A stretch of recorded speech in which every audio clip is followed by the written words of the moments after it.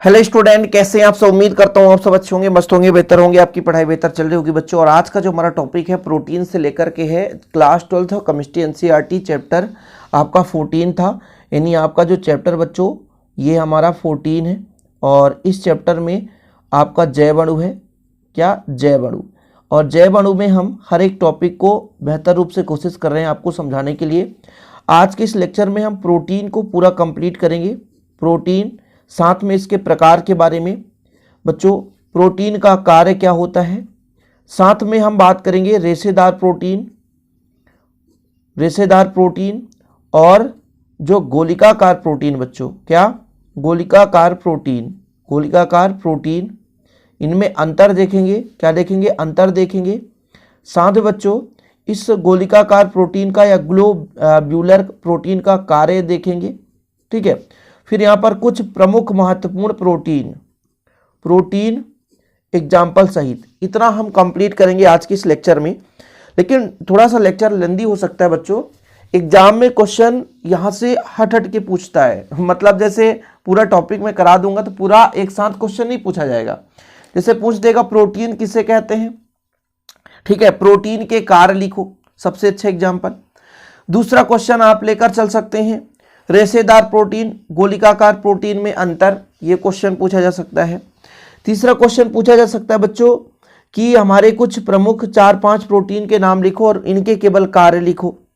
यह क्वेश्चन पूछ देगा प्रोटीन किसे कहते हैं, प्रोटीन के विकृतीकरण को समझाइए। तो पूरा कंप्लीट आज के इस सेशन में होने वाला है बच्चों। काफ़ी लंबा समय लग चुका है इस चैप्टर में। और देखिए पूरा हमको एक विधिवत नोट्स तैयार करना होता है, फिर आपको प्रोवाइड भी करना होता है बच्चों। तो नोट्स के लिए तो मात्र 100 रुपीज़ चार्ज हमारे संस्था के द्वारा लिया जाता है। 100 रुपये में आपको प्रॉपर रूप से नोट्स दिया जाता है बच्चों। तो आपको बिल्कुल परेशान नहीं होना है। 100 रुपीज़ यदि लगा देते हैं तो कहीं ना कहीं आप बेहतर रूप से तैयारी कर पाएंगे नोट्स के साथ। ठीक है, तो चलिए शुरू करते हैं। देखिए भाई साहब, प्रोटीन है क्या? तो प्रोटीन की परिभाषा देखें कि प्रोटीन शब्द की उत्पत्ति ग्रीक शब्द प्रोटियोस से हुई है। कहाँ से हुई बच्चों? प्रोटियोस से हुई है, अर्थात प्रथम या अति आवश्यक है। जिसका प्रोटियोस का अर्थ है प्रथम या अति आवश्यक, यानी हमारे शरीर में सबसे ज़्यादा आवश्यक चीज़ें हैं प्रोटीन। प्रोटीन की परिभाषा मुख्य रूप से यहाँ शुरू होती है कि प्रोटीन उच्च अणुभार के नाइट्रोजन युक्त जटिल कार्बनिक यौगिक हैं जो सभी जंतु तथा पादप के प्रोटोप्लाज्म में पाए जाते हैं। यानी कुल मिलाकर के नाइट्रोजन युक्त जटिल कार्बनिक यौगिक ही प्रोटीन है। जैसे इसके पहले आपने कार्बोहाइड्रेट देखा था। कार्बोहाइड्रेट में बच्चों हमने आपको बेहतर रूप से समझाया था क्या कि भाई जैसे हमारे पास सुक्रोज है, ग्लूकोज है, फ्रक्टोज है, इसके बारे में हम बेहतर रूप से आपको एक्सप्लेन करके समझाए थे। उम्मीद करता हूँ आप लोग देखे होंगे, पढ़े होंगे, तैयार किए होंगे। तो वो कार्बोहाइड्रेट था बच्चों।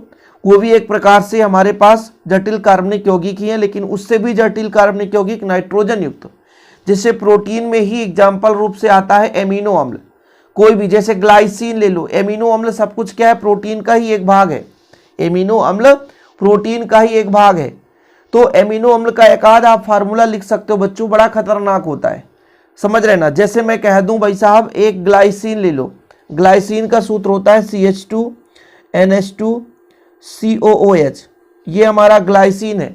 तो एमिनो अम्ल एक प्रोटीन के अंतर्गत ही भाग है। जो एमिनो अम्ल अलग से मैं टॉपिक कराऊंगा, बिल्कुल आप परेशान मत होना, ठीक है। क्योंकि भाई साहब प्रोटीन की संरचना समझने के लिए हम एमिनो अम्ल और पेप्टाइड बंध के बारे में जानते हैं, तभी प्रोटीन की संरचना समझ पाते हैं। तो प्रोटीन की संरचना थोड़ा यहाँ पर आपके सिलेबस में है भी नहीं, और ज़रूरत की चीज़ें जो नहीं है बच्चों, तो फिर यहाँ पर हम टाइम पास नहीं कर रहे हैं। इसलिए आप लोग एमिनो अम्ल में हम कुछ संरचना बता देंगे, लेकिन प्रोटीन में भी इतना जान लो कि नाइट्रोजन युक्त जटिल कार्बनिक यौगिक जो है वो प्रोटीन कहलाता है, जो कि सभी प्रकार के जंतु और पादप में पाए जाते हैं। मतलब जंतु, जीव जंतु, यानी जैसे हमें बच्चों, हम में भी पाया जाता है प्रोटीन।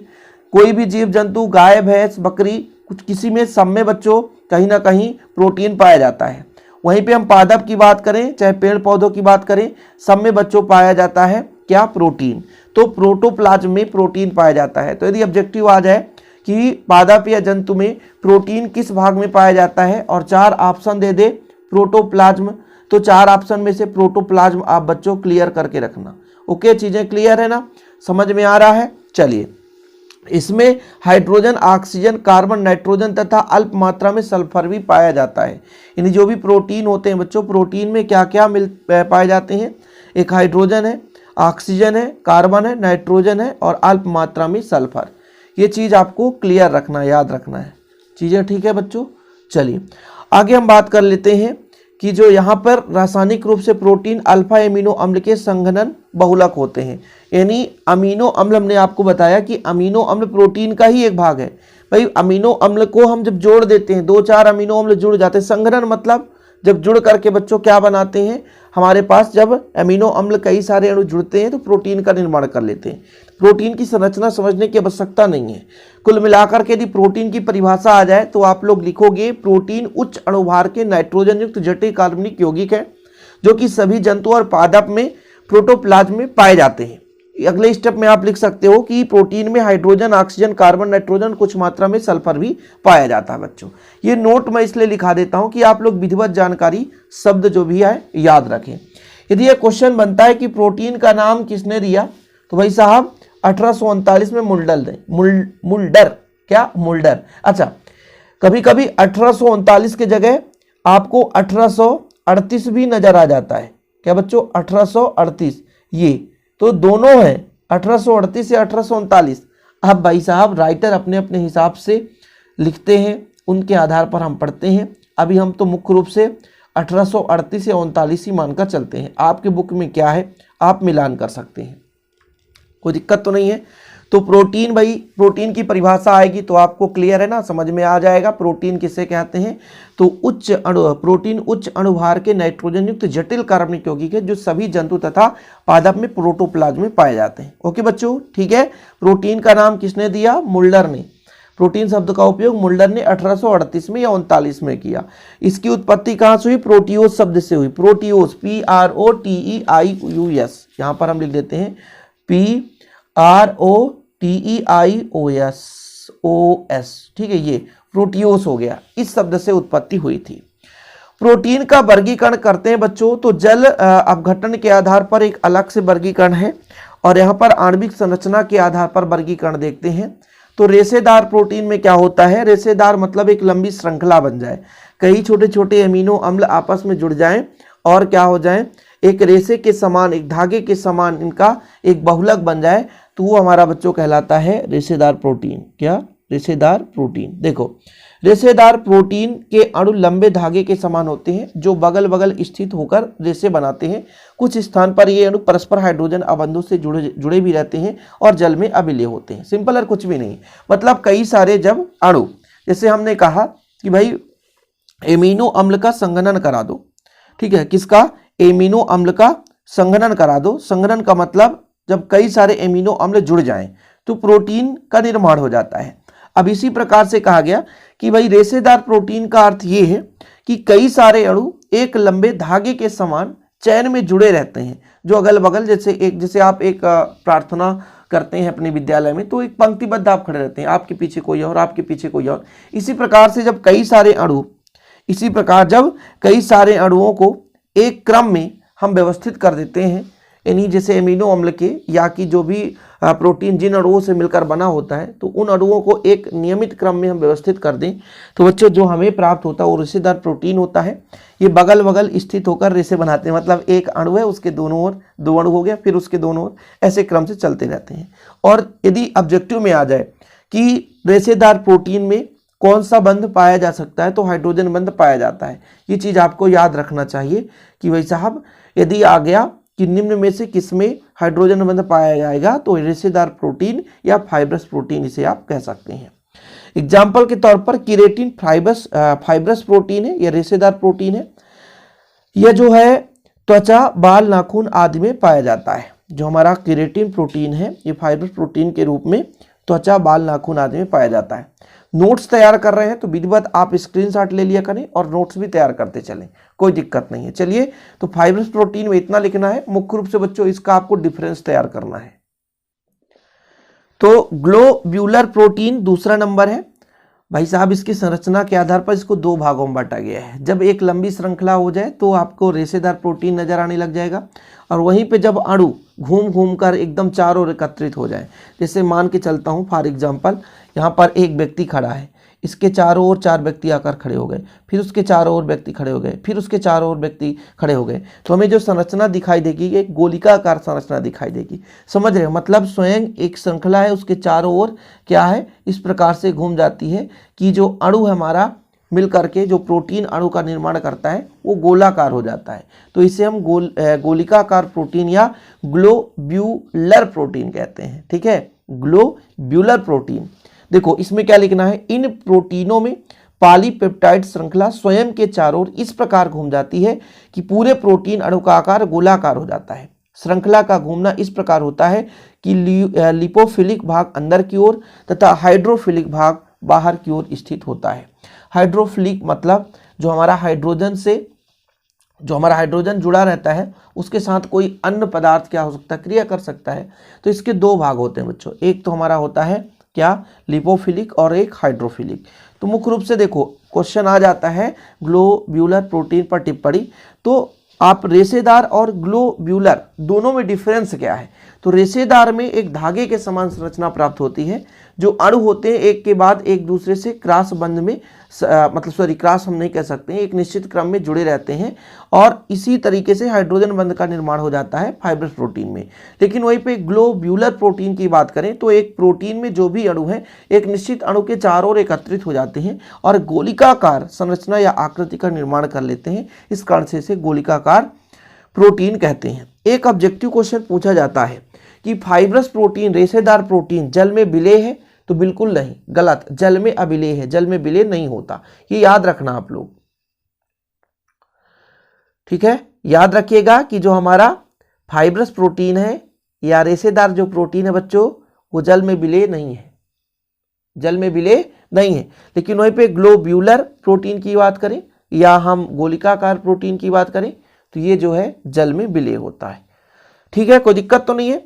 यदि क्वेश्चन आ जाए ग्लोब्यूलर प्रोटीन के कार्य लिखो, कार्य, तो भाई जो ग्लोब्यूलर प्रोटीन है वो सह एंजाइम के रूप में कार्य करता है। सह एंजाइम, एंजाइम का कार्य क्या है, क्रियाशीलता को बनाए रखना। हमारे शरीर में विभिन्न प्रकार की क्रियाएं होती हैं, उसमें एंजाइम का मुख्य रूप से बहुत ज़्यादा सहभागिता होता है, क्रियाशीलता को बनाए रखता है ना।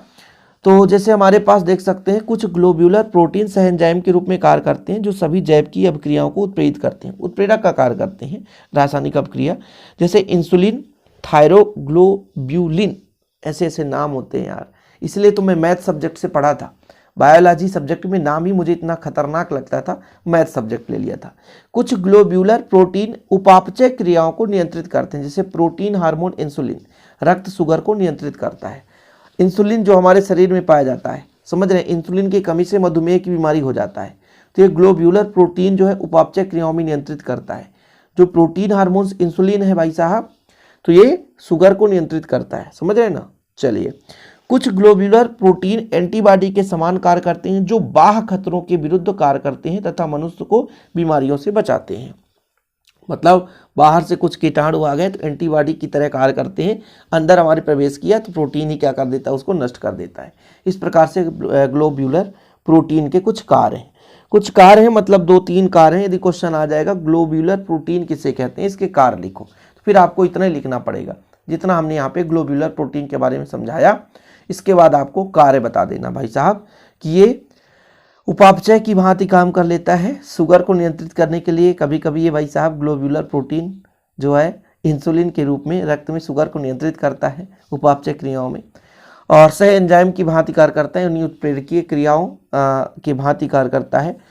और साथ में कुछ प्रोटीन जो होते हैं, ग्लोब्यूलर प्रोटीन जो होते हैं, एंटीबॉडी के समान कार्य करते हैं जो बाह्य खतरों के विरुद्ध कार्य करते हैं। यानी बाहर से कोई भी एक्स्ट्रा अवांछनीय कीटाणु अंदर प्रवेश करके, वायरस जिसे बोलते हैं, विषाणु वगैरह, इसको नष्ट करने का काम कौन करेगा, ये भाई साहब ग्लोब्यूलर प्रोटीन काम करता है। सिंपल है, समझ में आ गया, इतना क्लियर है बच्चों, यहाँ तक समझ में आ गया। अब जो हमारा टॉपिक होने वाला है जो कि वेरी वेरी वेरी इंपॉर्टेंट है, फाइब्रस प्रोटीन और ग्लोब्यूलर प्रोटीन में अंतर। तो ये हमारा फाइब्रस प्रोटीन जिसे रेशेदार प्रोटीन के नाम से जानते हैं, ग्लोब्यूलर प्रोटीन जिसे गोलिकाकार प्रोटीन के नाम से जानते हैं। इनमें डिफरेंस कैसे तैयार करना है, तो ये एमिनो अम्लों के रेखीय संघनन उत्पाद से बनते हैं। मतलब रेखी मतलब एक के बाद एक जुड़ जाते हैं, और संघनन की क्रिया का मतलब यही होता है जुड़ना। तो कई सारे एमिनो अम्ल के अणु जुड़ जाते हैं तो फाइब्रस प्रोटीन या रेशेदार प्रोटीन का निर्माण हो जाता है। ये एमिनो अम्ल के क्रॉस बंधित संघनन उत्पाद बनाते हैं। मतलब जो एमिनो अम्ल जब जैसे किसी एक अणु के दोनों मतलब दो भाग पर जुड़ते हैं आगे पीछे, है ना, तो ये फाइब्रस प्रोटीन का निर्माण करते हैं। लेकिन जब एमिनो अम्ल में क्रॉस ऊपर भी नीचे भी दाएं भी बाएं भी आगे भी पीछे भी हर साइड बंध का निर्माण कर लें तो गोलिकाकार मतलब एक अणु है उसके चारों ओर जब अन्य अणु आकर के व्यवस्थित हो जाते हैं, बंध का निर्माण कर लेते हैं, तो गोलिकाकार संरचना की आकृति प्राप्त होती है और उसे हम गोलिकाकार प्रोटीन भी कहते हैं। ये प्रबल अम्लों व क्षारों में विलेय होते हैं तथा समान विलायकों H2O में अविलेय हैं। मैंने पहले ही बता दिया जो रेशेदार प्रोटीन है या जो फाइब्रस प्रोटीन होता है ये H2O में अविलेय है, किंतु जो हमारा गोलिकाकार प्रोटीन है ये भैया जल में भी, अम्ल में, क्षार और लवण सब में विलेय होता है। ठीक, चलिए तीसरा नंबर देखें बच्चों, रेखीय प्रोटीन श्रृंखलाएं एक दूसरे से अंतराणविक हाइड्रोजन बंध से बंधे होते हैं। ये क्वेश्चन ऑब्जेक्टिव में बन सकता है कि फाइब्रस प्रोटीन में कौन सा बंध पाया जाता है, रेशेदार प्रोटीन में कौन सा बंध पाया जाता है। तो आप लिखेंगे कि रेशेदार प्रोटीन या फाइब्रस प्रोटीन में हाइड्रोजन बंध का निर्माण होता है। कोई दिक्कत तो नहीं बच्चों। इसके बाद आप यहां पर देख सकते हैं ग्लोब्यूलर प्रोटीन या गोलिकाकार प्रोटीन में देखें, इसमें प्रोटीन अणु में त्रिविमीय आणविक हाइड्रोजन बंध द्वारा स्थायी होते हैं। ठीक है, चलिए ये चीज हो गया बच्चों। जल अपघटन के उत्पादन के आधार पर आपको एग्जाम के दृष्टिकोण से नहीं पढ़ना है। ठीक है, इसके कुछ एग्जाम्पल्स हैं, जैसे मान लीजिए पहला नंबर है सरल प्रोटीन। सरल प्रोटीन किसे कहेंगे बच्चों, कि ऐसे प्रोटीन जो जल अपघटन केवल एमिनो अम्ल देते हैं। जल अपघटन के उत्पाद के आधार पर वर्गीकरण किया गया है, इसको 3 भागों में बांटा गया है, एक सरल प्रोटीन, दूसरा संयुग्मी प्रोटीन और व्युत्पन्न प्रोटीन्स। जिनको तैयार करना है तो कर सकते हैं, याद करने वाली चीजें हैं यार। ये जैव अणु में ना कुछ ही चीजें आपको समझा सकते हैं, बाकी ये चीजें जो है माइंड में फीड करना पड़ेगा। तो सरल प्रोटीन के भी कई सारे प्रोटीन्स है, जैसे पहला एल्बुमिन। ऐसे प्रोटीन जो जल अपघटन पर एमिनो अम्ल देंगे, मतलब जिनका हम जल अपघटन कराएंगे, जल के साथ क्रिया कराएंगे तो वो एमिनो अम्ल का निर्माण करेंगे। एल्बुमिन जो होता है बच्चों, ये जल में घुलनशील किंतु उदासीन लवण विलयन में अघुलनशील है। इनमें सल्फर की मात्रा अधिक होती है, जैसे अंडे की एल्बुमिन, सीरम एल्बुमिन। ये एल्बुमिन एक प्रकार का प्रोटीन ही है। सरल प्रोटीन का उदाहरण है एल्बुमिन। एल्बुमिन एक प्रकार का प्रोटीन ही है बच्चों, क्योंकि सरल प्रोटीन जो जल अपघटित होने के बाद एमिनो अम्ल का निर्माण करते हैं, तो उनमें से एक एल्बुमिन है। इसको हम जल के साथ क्रिया कराएंगे तो ये एमिनो अम्ल का निर्माण करेगा। उसके कुछ एग्जाम्पल, एल्बुमिन का एग्जाम्पल जो है अंडे में पाया जाता है एल्बुमिन, सीरम एल्बुमिन, ये है हमारे एल्बुमिन के कुछ एग्जाम्पल्स। तो ये परीक्षा की दृष्टिकोण से उतना महत्वपूर्ण नहीं है बच्चों, इसलिए आप परेशान मत होना कि आप यार परीक्षा में नहीं आने वाला है सर, क्या क्या लिखा रहे हो। ग्लोब्यूलिन देख लो, जल में अविलेय किंतु उदासीन लवण में तनु विलयन, तनु अम्ल और तनु क्षार इनमें विलेय होता है, जैसे रक्त, सीरम और ऊतकों में, है ना, ये ग्लोब्यूलिन प्रोटीन पाया जाता है। ग्लूटेलिन देखो, तनु अम्ल और क्षार में विलेय होता है, जैसे गेहूं में ग्लूटेलिन पाया जाता है। यहाँ पर प्रोलामिन तनु अम्ल, तनु क्षार और 70 से 80% एथेनॉल में घुलनशील है, जैसे ग्लियरडिन गेहूं में और जीन मक्का में पाया जाता है। ये आपको थोड़ा देख लेना चाहिए, तैयार कर लेना चाहिए। बाकी यार हिस्टोन है, प्रोटामिन है, स्क्लेरो प्रोटीन है, देखो प्रोटानिन है, प्रोटामिन है कि प्रोटानिन भाई, प्रोटामीन से या प्रोटामिन है ये, ठीक है, प्रोटामिन है, स्क्लेरो प्रोटीन है। ठीक है, ये चीज आपको बिल्कुल नहीं रटना है। जिसको स्क्रीनशॉट लेना तो ले सकते हैं, ये चीजें रटने की आवश्यकता नहीं है, ये एग्जाम की दृष्टिकोण से बिल्कुल सही नहीं है। आप लोग स्क्रीनशॉट ले लो, लिख लो। जिन बच्चों को बेहतर रूप से आगे तैयारी करना है तो लिख सकते हैं। ठीक है, संयुग्मी प्रोटीन है, ये प्रोटीन जल अपघटन के बाद अल्फा एमिनो अम्ल के साथ साथ बिना प्रोटीन का क्या है भैया, यहां पर बिना प्रोटीन का भाग भी देता है, मतलब जिसमें प्रोटीन भी ना हो। यानी भाई टूटेगा तो एमिनो अम्ल तो निर्माण करेगा, लेकिन कुछ एक ऐसा भाग दे देगा, निर्माण करेंगे जो प्रोटीन नहीं है। यह प्रोटीन विहीन भाग प्रोस्थेटिक समूह कहलाता है। मतलब जैसे संयुग्म मतलब जुड़ा हुआ, ये जुड़े हुए कई सारे अणु आपस में जुड़े रहते हैं, जल अपघटन कराएंगे टूटेगा तो अल्फा एमिनो एसिड मिल जाएगा। और कुछ ऐसे भी भाग मिल जाएंगे जो कि प्रोटीन कहलाएंगे ही नहीं, उसमें प्रोटीन का कोई भाग नहीं रहेगा। ऐसे कई सारे एग्जाम्पल हैं। जैसे न्यूक्लियो प्रोटीन में जब टूटता है तो न्यूक्लिक अम्ल का निर्माण होता है। न्यूक्लियो प्रोटीन जब टूटता है तो न्यूक्लिक अम्ल का निर्माण होता है। बिल्कुल एग्जाम के दृष्टिकोण से महत्वपूर्ण नहीं है। इसी तरीके से व्युत्पन्न प्रोटीन्स आप लोग देख सकते हैं। ये प्रोटीन के अम्ल क्षार एवं एंजाइम द्वारा आंशिक जल अपघटन के निम्नीकरण उत्पाद है। बिल्कुल यहाँ पे नहीं, ये हमारा महत्वपूर्ण टॉपिक है बच्चों, जो आपको तैयार करना है 100%। प्रोटीन के कार्य, पहला नंबर हीमोग्लोबिन, यह रक्त में पाया जाता है तथा श्वसन की क्रिया में ऑक्सीजन के साथ मिलकर के ऑक्सी हीमोग्लोबिन नामक अस्थायी यौगिक बनाता है, तो फेफड़ों में विभिन्न ऊतकों तथा ऑक्सीजन का संवहन करता है। ठीक है, ये जो हमारा हीमोग्लोबिन है भाई साहब, ये रक्त में पाया जाता है। ये प्रोटीन याद रखिएगा कि भाई साहब रक्त में कौन सा प्रोटीन पाया जाता है, तो हीमोग्लोबिन प्रोटीन है। ये रक्त में पाया जाएगा, श्वसन की क्रिया में ऑक्सीजन के साथ मिलकर के ऑक्सी हीमोग्लोबिन नामक अस्थायी यौगिक बनाता है। दूसरा है मायोसिन, यह मांसपेशियों में पाया जाता है। मायोसिन मांसपेशी में, मायोसिन मांसपेशियों में पाया जाएगा, शब्द से ही नाम, मांसपेशियों में पाया जाता है। यह मांसपेशियों के संचालन में सहायक होता है। अगला नंबर पेप्सिन आपको तैयार करना है। यह शरीर के आहार नाल के आमाशय में पाया जाता है तथा यह भोजन के पाचन में सहायक होता है। याद रखना पड़ेगा इन सब चीजों को। हीमोग्लोबिन कहां पाया जाता है, रक्त में पाया जाता है। मायोसिन कहां पाया जाता है, मांसपेशियों में पाया जाता है। पेप्सिन कहां पाया जाता है, तो आहार नाल के आमाशय में पाया जाता है। फाइब्रोनोजेन, यह भी रक्त में पाया जाता है, जो रक्त का थक्का बनाने में सहायक होता है। हिपेरिन नामक प्रोटीन भी पाई जाती है ना, फाइब्रोनोजेन, ये भी रक्त में पाया जाता है। 4 आप तैयार कर लो। 4 यदि तैयार कर लिए तो मान लीजिए आप बहुत अच्छे वो 4 आप प्रोटीन के कार्य में हीमोग्लोबिन रक्त में पाया जाता है, जो ऑक्सीजन के साथ क्रिया कर ऑक्सी हीमोग्लोबिन बनाता है और विभिन्न ऊतकों तक, फेफड़ों से विभिन्न ऊतकों तक ऑक्सीजन को ले जाता है। मायोसिन मांसपेशियों में पाया जाता है, मांसपेशियों के संचालन में सहायक होता है। पेप्सिन आमाशय में पाया जाता है, भोजन के पाचन में सहायक होता है। फाइब्रोनोजेन ये भी रक्त में पाया जाता है, जो रक्त को थक्का बनाने में सहायता करता है। जैसे हमारे शरीर में कहीं पे चोट लग गई, घाव लग गया, थोड़ा सा कहीं पे पत्थर लग गया तो अचानक रक्त बहने लगता है। कुछ समय बाद आप देखेंगे तो वो रक्त थक्का बन जाता है, तो यहाँ पर फाइब्रोनोजेन ही रक्त का थक्का बनाता है। और आपको तैयार करना है तो एंजाइम लिख सकते हैं कि सभी एंजाइम प्रोटीन होते हैं जो कि विभिन्न अंगों में उत्पन्न होते हैं। एल्ब्यूमिन भी देख लो, यह यकृत में संश्लेषित होता है। एल्ब्यूमिन कहां संश्लेषित होता है, तो यकृत में संश्लेषित होता है तथा प्रचुर मात्रा में पाया जाता है। ये बिलिरुबिन ले जाने में प्रयुक्त होता है।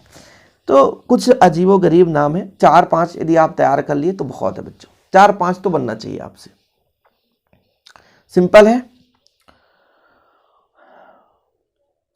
यहां पे एक आपको ये चीज तैयार करना है, प्रोटीन के समान लक्षण में विकृतीकरण। क्वेश्चन कैसे बनता है बच्चों, विकृतीकरण किसे कहते हैं, विकृतीकरण किसे कहते हैं समझाइए।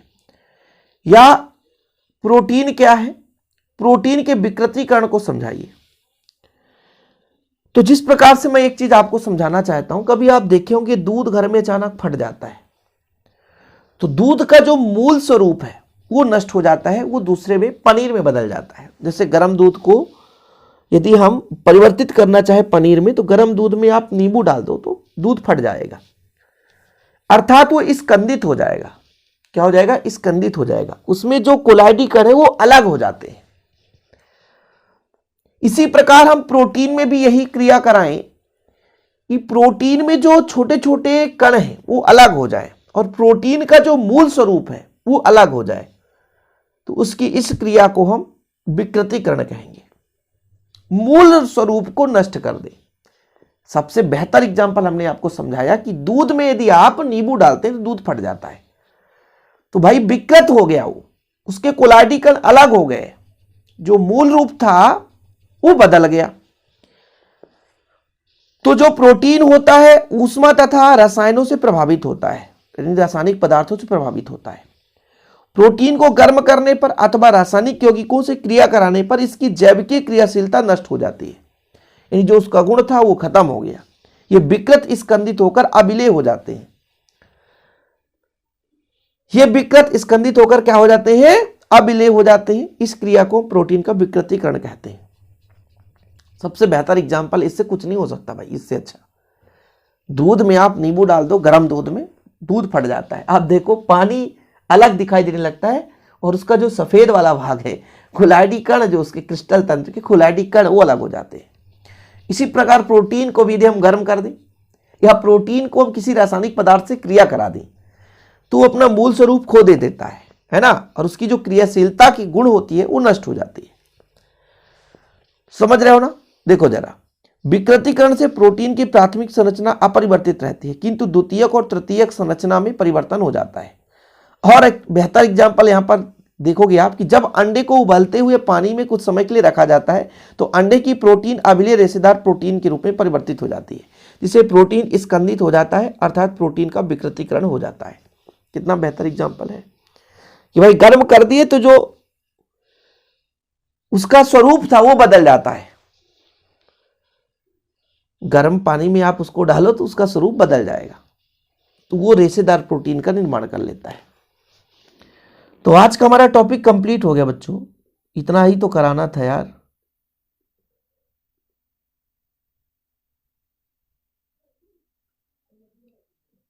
ठीक है, कोई दिक्कत तो नहीं? स्क्रीनशॉट ले लिया आप लोग? समय आपको दिया जाता है कि स्क्रीनशॉट आप बेहतर रूप से ले सकते हैं। प्रोटीन में इतना ही पढ़ना है, इससे ज्यादा कुछ नहीं पढ़ना है। प्रोटीन में बच्चों इतना ही पढ़ना है, इतना यदि आप पढ़ लिए तो काफी है। और निरंतर आपके लिए मैं लेक्चर ला रहा हूं बच्चों, और अब आधे आधे घंटे के लेक्चर ला रहा हूं ताकि कोर्स ज़्यादा खिंच सके और कोर्स आपका हो सके। यार बहुत सारे बच्चे कमेंट करते हैं कि सर थोड़ा सा फास्ट कीजिए। बिल्कुल हमारे ध्यान में, हमारे जहान में है, हम आपका कोर्स इतना भी लेट नहीं करेंगे। आप निरंतर मेहनत करते रहें बच्चों, और वीडियो पसंद आए तो लाइक करके शेयर जरूर करिएगा। इसी प्रकार वीडियो पाने के लिए चैनल को सब्सक्राइब कर लीजिएगा। मिलते हैं अगले वीडियो के साथ। जय हिंद, वंदे मातरम।